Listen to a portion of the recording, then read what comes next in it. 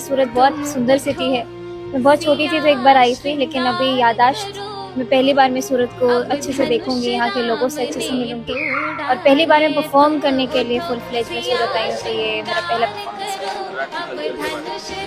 अरे मैं शब्द नहीं है मुझे एक्सप्लेन करने के लिए, डिस्क्राइब करने के लिए। गुजरात की गायकी, यहाँ के खान पान, यहाँ की संस्कृति सब एक से बढ़कर